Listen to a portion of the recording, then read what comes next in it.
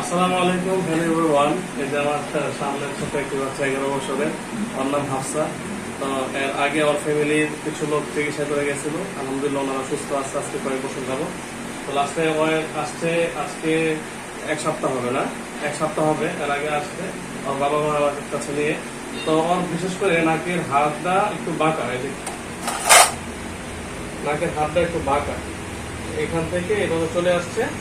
আর এই পাশে মূলত আমাদের নাকের হাড় বাঁকার কারণ হলো দুই তিনটা। একটা হলো আমাদের যদি আঘাত পাই নাকের মধ্যে বা পরে গিয়ে আঘাত পাই, অথবা মনে করেন যে নাকের মাংস বৃদ্ধি পায়, অতিরিক্ত মাংস এক পাশে অতিরিক্ত মাংস হওয়ার কারণে নাকের মাঝখানে হাতটারে একটু বাঁকা করে ফেলে, প্রেশার দিয়ে বাঁকা করে ফেলে।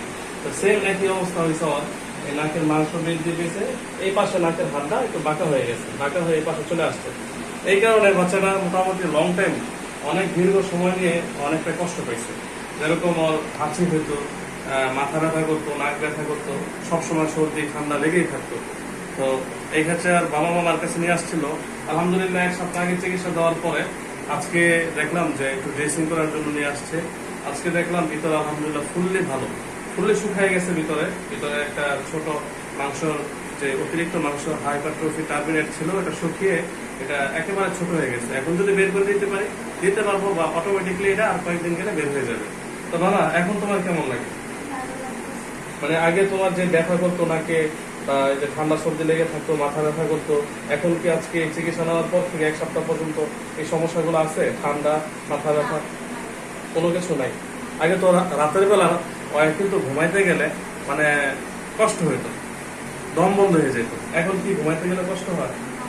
আচ্ছা ভাই, ওর বাবা ভাই, ওই যে বাবুটার যে চিকিৎসা করছিলাম এক সপ্তাহ আগে, এখন কেমন দিল? সুস্থ আছে?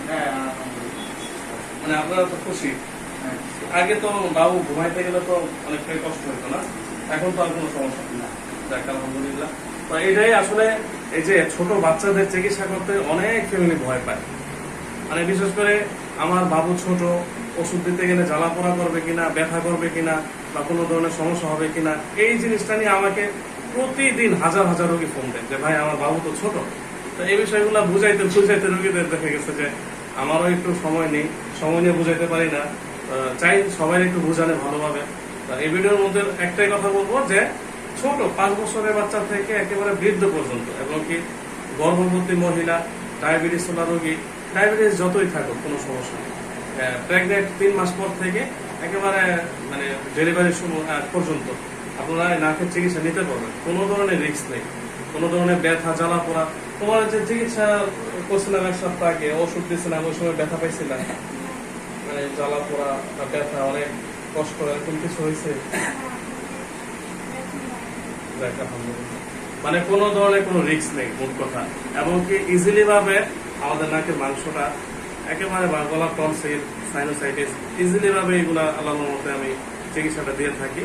তো সবাই দোয়া করবেন এই বাচ্চাটার জন্য, আল্লাহ তাআলা যাতে ওনাকে নেক সন্তান দান করেন, এবং কি সুশিক্ষায় শিক্ষিত করেন, আর সুস্থ রাখেন। সবচেয়ে বড় কথা হলো সুস্থতাই সকল সুখের মূল। আল্লাহ তাআলা ওরা দীর্ঘজীবী করুক, ওর মা বাবাকে আল্লাহ তাআলা যাতে সুস্থ রাখে, ওইটাই। তো ঠিক আছে, ভালো থাকবেন, আল্লাহ হাফেজ।